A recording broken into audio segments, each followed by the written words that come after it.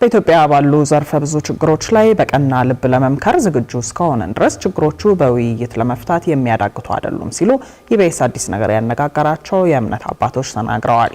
ምክክሩ የከረሙ ቁርሾች እንዲሁም ደግሞ በደሎችና አለመተማመኖችን ለማረም ሁነኛ እድልን የሚፈጥር ነው ያሉት የእምነት አባቶቹ እንደ ሀገር የነበረንና በጊዜ ሂደት በተለያዩ ውጫዊና ውስጣዊ ምክንያቶች የተሸረሸረውን የመከባበርና የእርቅ እሴታችንን መመለስ ይገባል ብለዋል። ከእምነት አባቶቹ ጋር ቆይታ ያደረገው ባልደረባችን አቤል አበበ ነው። ተከታዩ ዘገባችን በዚሁ ጉዳይ ላይ ያተኮረ ይሆናል። ሺህና ሺህ ዘመናትን ያስቆጠረው የኢትዮጵያውያን የታሪክ ገጽ ሲገለጥ በብዙዎቹ ምዕራፎች ላይ የጦርነት ታሪኮች ሰፍረው ቢገኙም ሀገሬው ለመነጋገርና ለመምከር ችግሩንም በእርቅ ለመፍታት ባዕድ ሆኖ የቆየ አልነበረም። ሆኖም ችግሮቹን ይፈታባቸው የነበሩ ባህላዊ ስርዓቶች ሲላሉ፣ የመከባበር ወጉ ተዛንፎ ሳይፈቱ ያደሩ ቁርሾዎች ሲበረክቱ ነገሮች መስመር መሳት ጀመሩ። መደማመጥ ሲጠፋ እምቢተኝነትና እልህኝነት ሲጎለብት የንጹሃን ዜጎች ደም እንዲፈስ የአገር ህልውናም ከስጋት ላይ እንዲወድቅ ምክንያት ሆነው ታይተዋል። እናም ይህንን ለዘመናት መለያየትን ያነገሰ ምዕራፍን ለመዝጋት ዜጎች ሀብለው መምከር በጀመሩበት ጉባኤ ላይ ያገኘናቸው የሃይማኖት አባቶችም አለመምከር ብዙ አግድሎብናል የሚሉ ናቸው። ለምሳሌ ያክል በ12ኛው መቶ ክፍለ ዘመን መጨረሻ በ13ኛው መቶ ክፍለ ዘመን መጀመሪያ በነበረው ሀገራዊ ችግር ቅዱሳን አባቶቻችን በመካከል ያለውን ልዩነት ለማጥበብ በዛጉዌና በሶሎሞኒክ ዳይናስቲ መካከል ያለውን በምክር ነው የፈቱት። ይህን ልምድ ኢትዮጵያ ልምድ የላትም፣ ልምድ አላት። ቀድሞ ጀምሮ የነበራት ናት። የሌላ ተጽዕኖ እየገባባት በሌላ ሀሳብ እየተጠለፍን ችግር ውስጥ ገብተን ኖረን ነው እንጂ እኛ ኢትዮጵያውያን በምክክር በውይይት እንኳን ለራሳችን ለሌላ ሽማግሌ ሆነን አወያይ ሆነን አገር ሰርተን መስርተን እንደ ሀገር ከብዙ ሺህ ዘመናት በላይ የኖርን እንደ ሀገር ተገዳድለናል፣ ተገፋፍተናል፣ ተጠላልተናል፣ ተነካክተናል፣ በተለያየ መልኩ አሳልፈናል። ቁጭ ብለን ግን በጋራ አልመከርንም። ሁላችንም ባለድርሻ ሆነን በጉዳዮቻችን ሁሉ አንጥረን አውጥተን ይሄ አጀንዳ አለ ብለን አላወራን። ይሄ ጉዳይ መደረጉና ወደዚህ ምዕራፍ መምጣቱ እኔ አንድ ራሱን የቻለ ትልቅ ምዕራፍ ነው ብዬ አስባለሁ። ምናልባት ነገ ለትውልዱ ለነገ ኢትዮጵያ የተሻለ ነገር የምናስቀምጥበት እንደሆነ የሚሰማኛል። እኔ የዛ የታሪክ አካል በመሆኔ አላህን አመሰግናለሁ። የሐሳብ መድረክ ነፃና ግልጽ መሆን አለበት በመጀመሪያ። ምክንያቱም ልክ እንደ ጦርነት ነው። ጦርነት ላይ መሳሪያ ይዘ የራስን ሐሳብ ለማስፈጸም እንደምትዋጋው የሐሳብ የበላይነትን ለማምጣት መሳሪያ አስቀምጠ የሐሳብ ጦርነት መጀመር ማለት ነው። ከዚህ መድረክ የሚወጣው ሐሳብ ነው አገሪቱን ለትውልድ የሚሻገር ትልቅ ራዕይና አጀንዳ ሰጥቶ የሚያሻግራት።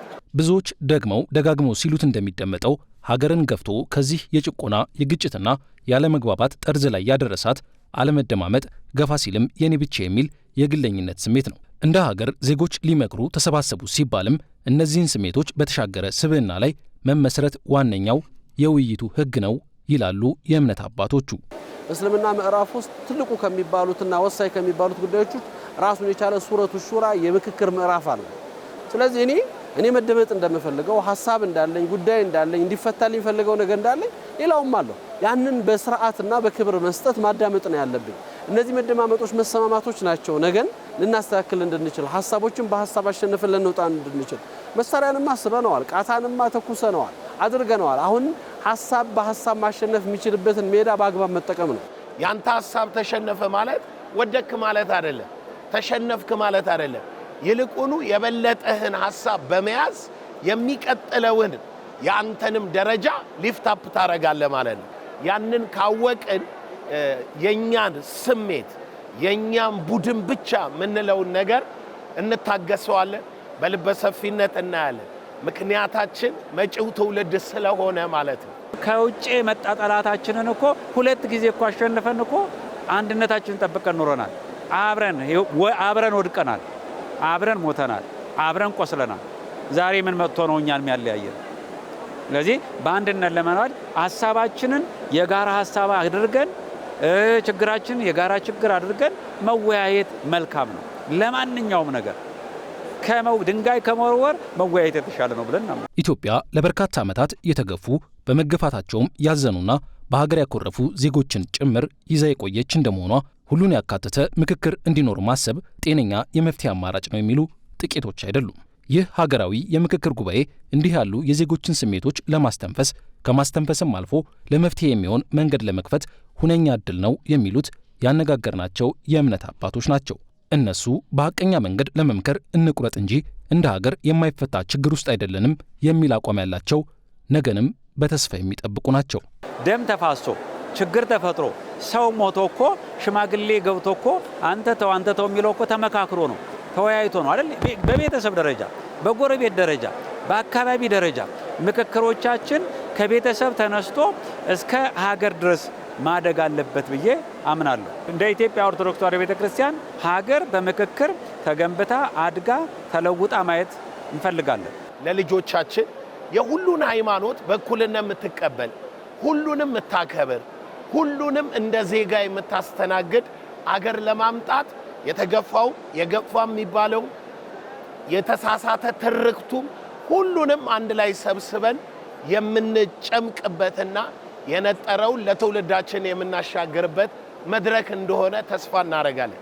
በዚህ ልብ ነው ተዘጋጅተን ልንወያይ የመጣ ነው።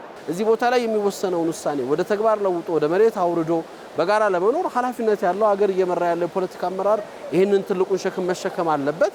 ወሳኝና ቁርጠኛ አቋም መውሰድ አለበት። እነዛን ካደረግናቸው በእርግጠኝነት ብዙ ነገር እንደሚለወጥ አምናለሁ፣ ብዙ ነገር እንደሚቀየር አምናለሁና ሌላ አዲስ ኢትዮጵያ፣ ሌላ አዲስ ምዕራፍ ውስጥ የትናንት መሰረታችንን አስጠብቆ ሁላችንንም ተቀብሎ በጋራ የሰራናት ሀገር ውስጥ እንደምንኖር ነው የሚሰማኝ።